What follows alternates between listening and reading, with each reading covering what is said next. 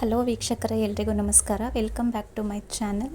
ನಾನಿವತ್ತು ಟೊಮೊಟೊ ಹಣ್ಣನ್ನು ಬಳಸ್ಕೊಂಡು ಟೊಮೆಟೊ ಚಟ್ನಿ ಮಾಡೋದು ಹೇಗೆ ಅಂತ ತೋರಿಸ್ಕೊಡ್ತಾ ಇದ್ದೀನಿ. ಪೂರಿಗಾಗಿರ್ಬೋದು, ಚಪಾತಿಗಾಗಿರ್ಬೋದು, ಅನ್ನಕ್ಕೆ, ದೋಸೆಗೆ ಎಲ್ಲದಕ್ಕೂ ತುಂಬ ಚೆನ್ನಾಗಿರುತ್ತೆ. ನಾನಿಲ್ಲಿ 8ರಿಂದ 10 ಟೊಮೆಟೊನ ಚಿಕ್ಕದಾಗಿ ಕಟ್ ಮಾಡ್ಕೊಳ್ತಾ ಇದ್ದೀನಿ.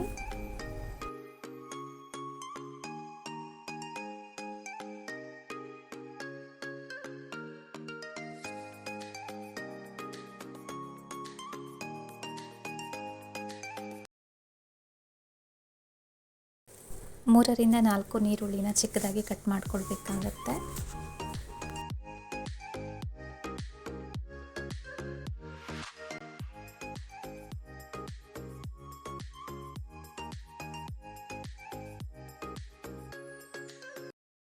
ಟೊಮೊಟೊ ಚಟ್ನಿ ಮಾಡೋದಕ್ಕೆ ಬೇಕಾಗಿರುವ ಪದಾರ್ಥಗಳು: 2ರಿಂದ 3 ನೀರುಳ್ಳಿ, 4ರಿಂದ 5 ಮೆಣಸಿನಕಾಯಿ, 1 ಗೆಡ್ಡೆಯಷ್ಟು ಬೆಳ್ಳುಳ್ಳಿನ ಬಿಡಿಸಿಟ್ಕೊಂಡಿದ್ದೀನಿ, ಸ್ವಲ್ಪ ಕೊತ್ತಂಬರಿ ಸೊಪ್ಪನ್ನು ತೊಗೊಂಡಿದ್ದೀನಿ, ಹಾಗೆ ಚಿಕ್ಕದಾಗಿ ಕಟ್ ಮಾಡ್ಕೊಂಡಿರುವ ಟೊಮೆಟೊ. ಮೊದಲಿಗೆ ನಾನಿಲ್ಲಿ ಒಂದು ಬಾಣಲಿನ ಬಿಸಿ ಮಾಡೋದಕ್ಕೆ ಇಟ್ಕೊಳ್ತಾ ಇದ್ದೀನಿ. ಬಾಣಲಿ ಬಿಸಿಯಾದ ನಂತರ ಅದಕ್ಕೆ ಸ್ವಲ್ಪ ಎಣ್ಣೆನ ಹಾಕ್ಕೊಳ್ತಾ ಇದ್ದೀನಿ.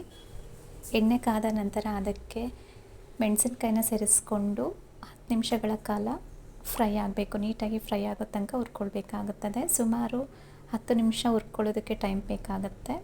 ಮೆಣಸಿನ್ಕಾಯಿ ಎಷ್ಟು ಚೆನ್ನಾಗಿ ಹುರ್ಕೊಳ್ತೀರೋ ಅಷ್ಟು ಚೆನ್ನಾಗಿ ಟೇಸ್ಟ್ ಬರುತ್ತೆ ಚಟ್ನಿ. ಈ ರೀತಿ ಫುಲ್ ಫ್ರೈ ಆಗಬೇಕು.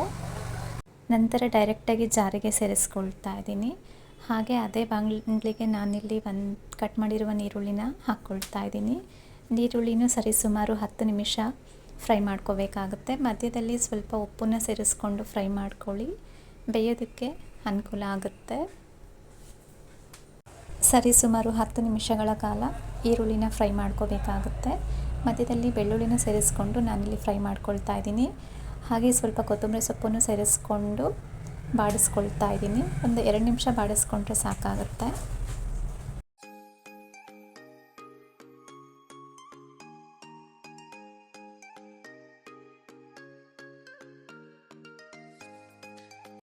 ಬಾಡಿಸ್ಕೊಂಡಿದ್ದಾದಮೇಲೆ ಒಂದು ಪ್ಲೇಟಿಗೆ ಎತ್ತಿಟ್ಕೊಂಡು ತಣ್ಣಗಾಗೋದಕ್ಕೆ ಬಿಡಬೇಕಾಗುತ್ತೆ. ಅದೇ ಬಾಣಲಿಗೆ ನಾನಿಲ್ಲಿ ಟೊಮೆಟೊನ ಸೇರಿಸ್ಕೊಂಡು ಹುರ್ಕೊಳ್ತಾ ಇದ್ದೀನಿ.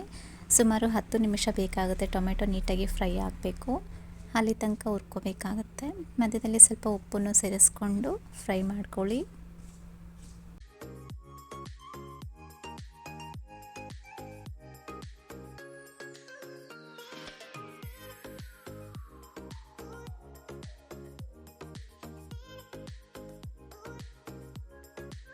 ಸರಿಸುಮಾರು 10 ನಿಮಿಷ ಟೊಮೊಟೊನ ಹುರ್ಕೊಂಡಿದ್ದಾಯಿತು. ತಾವಿಲ್ಲಿ ನೋಡ್ತಾ ಇರ್ಬೋದು ಎಷ್ಟು ಚೆನ್ನಾಗಿ ಬೆಂದಿದೆ ಅಂತ.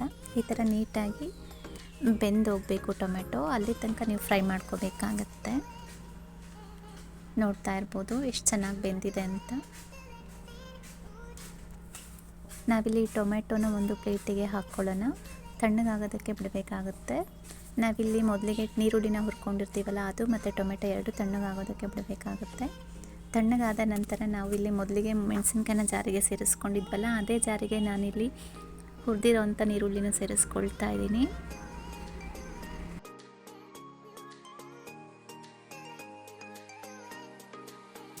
ಹಾಗೆ ಟೊಮೊಟೊನ ಸೇರಿಸ್ಕೊಳ್ತಾ ಇದ್ದೀನಿ.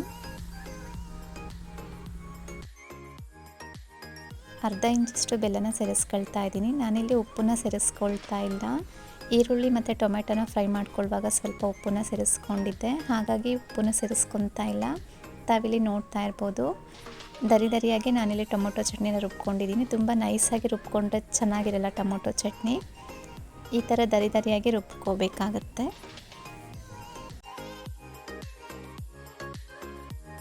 ನೋಡ್ತಾ ಇರ್ಬೋದು ಎಷ್ಟು ಸೊಗಸಾಗಿ ಟೊಮೆಟೊ ಚಟ್ನಿ ರೆಡಿಯಾಗಿದೆ.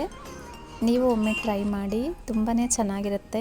ಅನ್ನಕ್ಕಾಗಿರ್ಬೋದು, ಚಪಾತಿಗಾಗಿರ್ಬೋದು, ದೋಸೆಗಾಗಿರ್ಬೋದು, ಪೂರಿಗಾಗಿರ್ಬೋದು ತುಂಬಾ ಚೆನ್ನಾಗಿರುತ್ತೆ. ಒಮ್ಮೆ ಟ್ರೈ ಮಾಡಿ ಹೇಗೆ ಬಂತು ಅಂತ ನಿಮ್ಮ ಅನಿಸಿಕೆ ಅಭಿಪ್ರಾಯಗಳನ್ನು ತಿಳಿಸಿ. ಮುಂದಿನ ಹೊಸ ವಿಡಿಯೋದಲ್ಲಿ ಹೊಸ ರೆಸಿಪಿ ಜೊತೆ ಭೇಟಿಯಾಗೋಣ. ಅಲ್ಲಿವರೆಗೂ ನೀವು ನೋಡ್ತಾ ಇರಿ ಶ್ವೇತಾ ಕನ್ನಡ ಚಾನಲ್. ನಮಸ್ಕಾರ ವೀಕ್ಷಕರೇ.